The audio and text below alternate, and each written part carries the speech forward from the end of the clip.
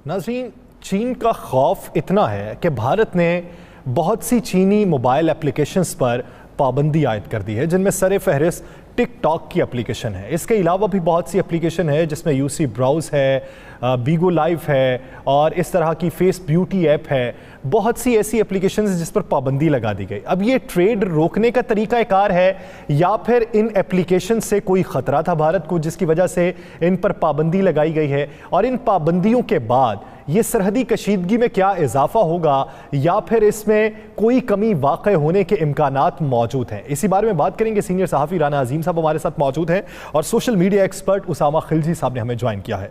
राना साहब, इस वक्त जो तरीक़ाकार अपनाया गया, भारत में जो एक लहर चली बैन चाइना के हवाले से, वो प्रोडक्ट्स तो बैन नहीं हुए, ये सोशल मीडिया की एप्लीकेशंस बैन कर दी गई। इससे क्या खतरा था? किस तरह की तखरीबकारी होने का खतरा था जिसकी वजह से इन्हें बैन कर दिया गया? या सर मुझे बताएं, क्या किसी कबूतर से ख़तरा हो सकता है? सेब से ख़तरा हो सकता है? सेब से ख़तरा हो सकता है। क्या किसी गुब्बारे से ख़तरा हो सकता है? क्या कटी हुई पतंग से कोई ख़तरा हो सकता है?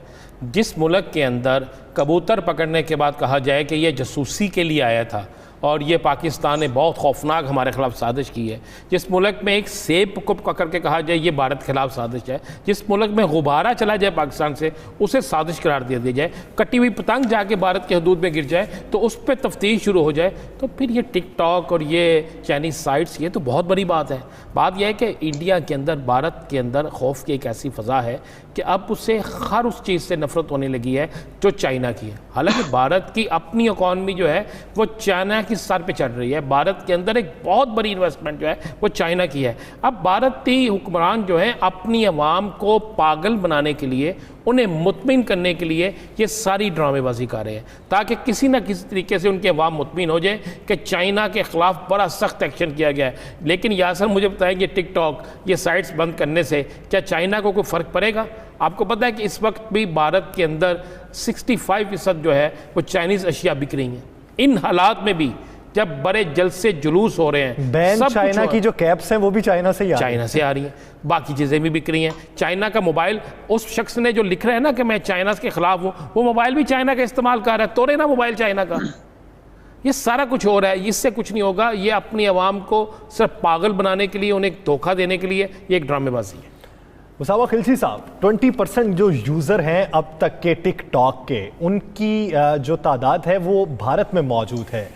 ये एप्लीकेशंस बंद कर देने से, टिकटॉक बंद कर दिया, एंटरटेनमेंट की एप्लीकेशन थी, अब उसका कमर्शलाइज यूज़ शुरू हो चुका था।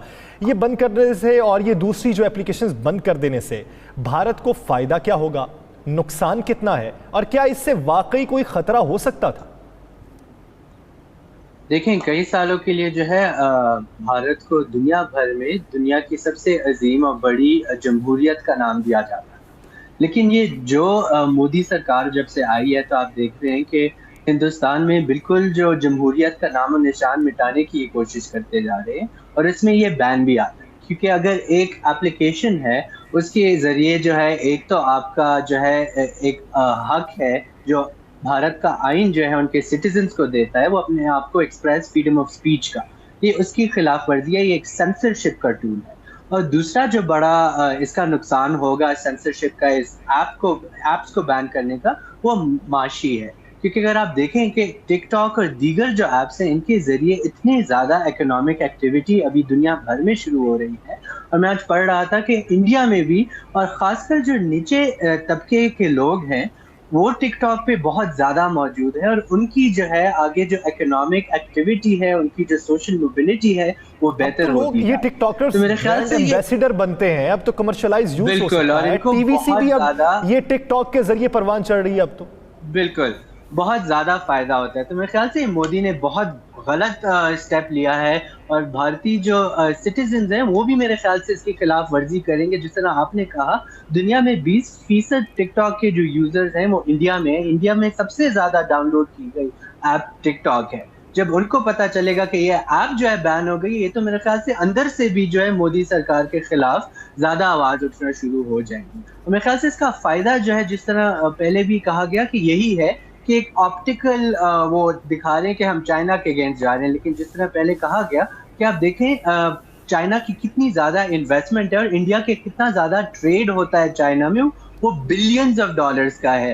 तो मेरे ख्याल से मोदी की हुकूमत में इतना वो नहीं होगा कि वो ट्रेड को जो है खराब करें। तो ये बिल्कुल दिखाने के लिए कुछ मामूली ऐप स्टोर पे जो ऐप्स नजर आते हैं उनको बैन किया। मेरे ख्याल से इंडिया की सुप्रीम कोर्ट तो ये बैन भी ये ओवरटर्न कर